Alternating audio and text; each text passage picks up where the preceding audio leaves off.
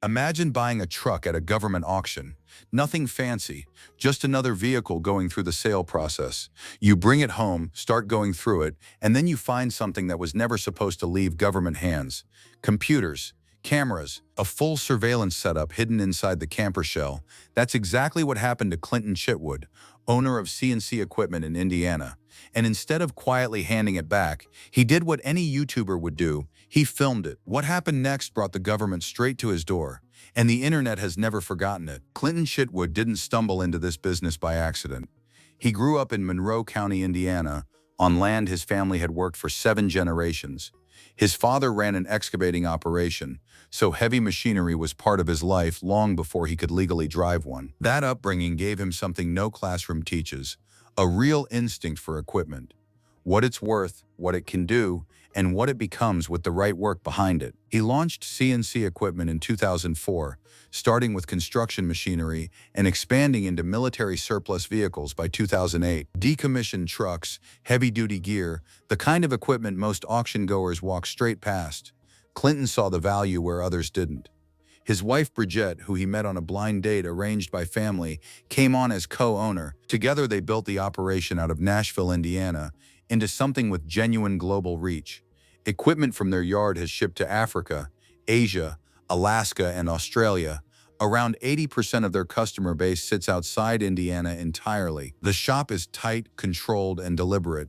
Clinton has said publicly that they could grow bigger. They've chosen not to. Quality over scale. That discipline is exactly what built the reputation that made their YouTube channel worth watching. The CNC Equipment YouTube channel launched in October 2012, and what it became is genuinely surprising for a channel built around heavy machinery and surplus vehicle walkthroughs. It pulls around 1.8 million views a month. That number would be impressive for any niche channel. For one covering equipment reconditioning and government auction finds, it's extraordinary. The reason it works is straightforward. Clinton doesn't perform for the camera. The content is built around how-to videos, auction walkthroughs, scammer exposés, and the occasional road trip. Viewers aren't watching for entertainment in the traditional sense. They're watching because the expertise is real, the finds are genuine, and the people on screen clearly love what they do. That authenticity is hard to fake and impossible to manufacture. Clinton and the crew have it naturally. The format is consistent. Roughly 2 videos a week covering whatever the yard or the auction circuit has thrown up recently.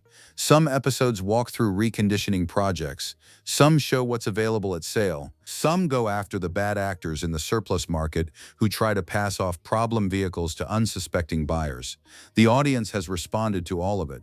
But one video, filmed without any sense of what it was about to become, ended up being the one people still talk about. And it started with a truck that looked like nothing special. Government surplus auctions are a routine part of how CNC Equipment operates. Decommissioned vehicles cycle out of federal and state inventories on a rolling basis. Trucks, support vehicles, heavy equipment, and they move into public sale. For someone who has spent years learning what to look for, these auctions are a consistent source of value. Clinton has been working them long enough to know the difference between a vehicle worth pursuing and one to leave alone. On one particular occasion, he came away with a Ford F-250 OBS, an older body-style pickup listed as a standard government vehicle. Nothing about the exterior raised any flags. It looked exactly like what the listing said it was. Just another truck moving through the disposal pipeline, picked up for what seemed like a straightforward purchase. He brought it back to Nashville. The inspection began, and what was sitting inside the camper shell had absolutely no business being at a public auction. It's worth pausing on that for a second. Government vehicles go through a clearance process before they're released for surplus sale. Sensitive equipment is supposed to be removed. Classified materials are supposed to be stripped out.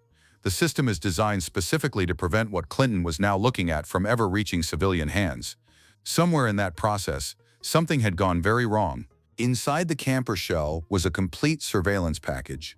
Computers, cameras, a covert monitoring setup that made it immediately obvious this had not been a standard fleet vehicle. The Ford F-250 had been a spy truck, built and used for undercover operations, and whoever had processed it for decommissioning had sent it to auction fully loaded. That kind of failure isn't supposed to happen. The whole point of the surplus disposal process is that sensitive equipment gets pulled before a vehicle ever reaches public sale. The truck is cleared, stripped of anything operationally significant, and only then does it move into the auction pipeline. At some point in that chain, someone either missed this entirely or assumed someone else had handled it. Either way, the result was a covert government surveillance vehicle sitting in Clinton Chitwood's yard in Indiana, and he had a camera.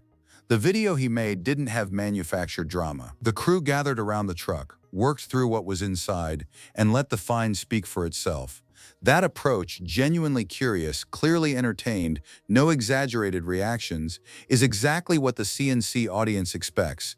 It's also exactly what made the video land the way it did. People weren't watching a performance. They were watching a real guy who had just legally bought something the government very much wanted back. When the spy truck video went up on the CNC equipment channel, the response was immediate. The audience that had been following along for equipment reconditioning and auction finds suddenly had something entirely different to process.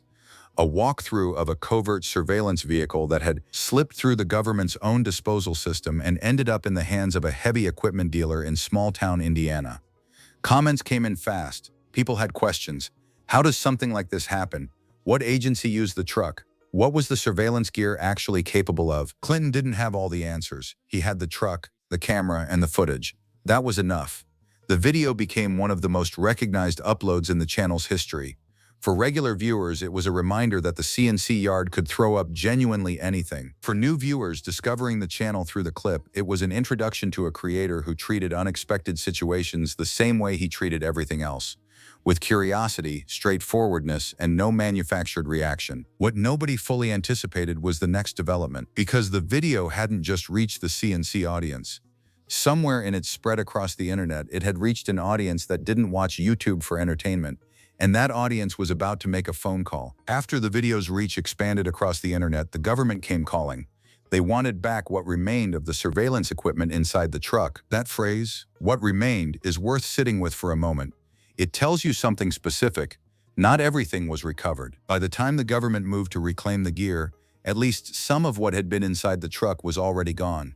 Whether that means it had been removed before the auction, during the inspection, or somewhere else in the process isn't clear. What is clear is that the government's visit wasn't to recover everything. It was to recover whatever was left.